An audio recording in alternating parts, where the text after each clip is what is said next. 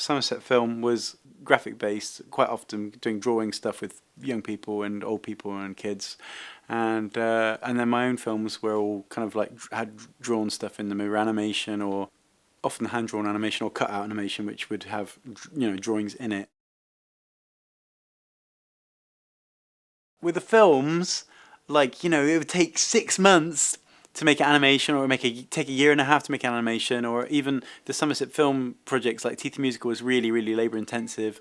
And even though I wasn't drawing it myself, I was getting people to draw it, and then I would animate the drawings that they did, which I really enjoyed because the young people we worked with from Bridgewater College were amazing.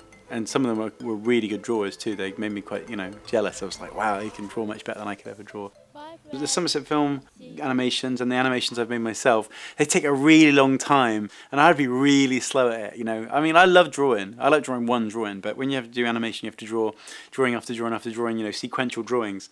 And I like just doing one drawing and then thinking, oh, that looks okay, and moving on to the next drawing. But with animation, you have to keep revisiting that drawing, keep moving it. But I like writing. I like trying to tell a story or making up a character. Often the stories are pretty. Like someone goes to a dance or has a nosebleed or something like that. They're very pretty minor stories. But I still, like thinking of them, and I like character stuff, and I like observational things.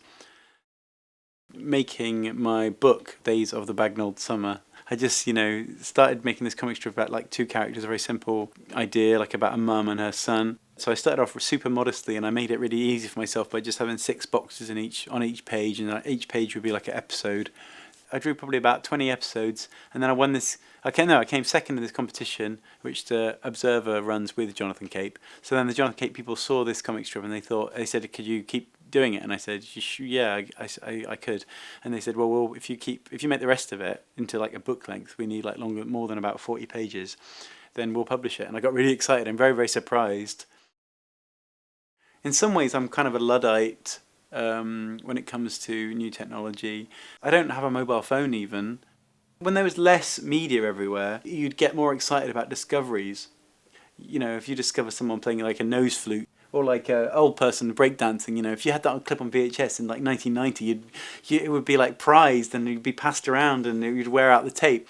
But of course, there's like countless things like that on YouTube, and you watch and you think, oh my god, I've wanted to see this clip for years. I can't believe that this is actual footage of like my favourite singer from 1958, and I've never actually seen them before. I've just seen them on the record covers, and here's like like 2 hours worth of material of them performing. That kind of access to technology is it just kind of dilutes excitement and intensity. I went to art school, and like there were filmmaking classes and stuff like that in like the early 90s when none of this stuff existed. And I remember there was like a real horrible, like very male mentality where it was all about like the new bit of equipment, but it was really like dominated by miserable old guys, and they were really into the fact that basically making films was impossible unless you were them. And I really love the fact that all that's been kind of totally like obliterated by camera phones and by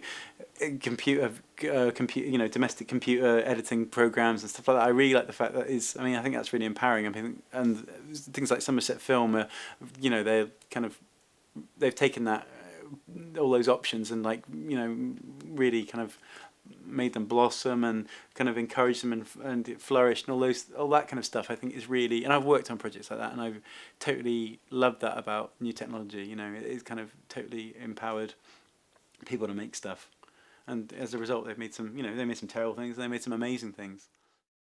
A project I did with Tom Stubbs for Somerset Film around the kind of time this stuff was beginning to actually, when stuff was, cameras were getting more lightweight, and there were, the like Final Cut and stuff, where you could start getting that for your PC or your Mac or whatever, your home computer. It was around 2001 that we did the Catching the Light project. So that was just a project making everyone could make a 1-minute film about a subject of their choice, and we would help them do it. And that would be different extents. So some people were really interested in using the camera, so they would do the camera work, or they'd just say, "You do the camera work, I'll talk." So I really love that, the different roles that they would choose to take, and they could choose to take whatever the role. Or some people would be more writerly, and they'd write it all and do a shot list. And some people just wanted to improvise and just film some material, like literally material. I don't mean like comic material. I mean just some material. they were such a diverse subject matter, and the content and the style and the level of production was so different. But when you put them all together, it worked because they were so diverse. You know, it made a lovely sort of program.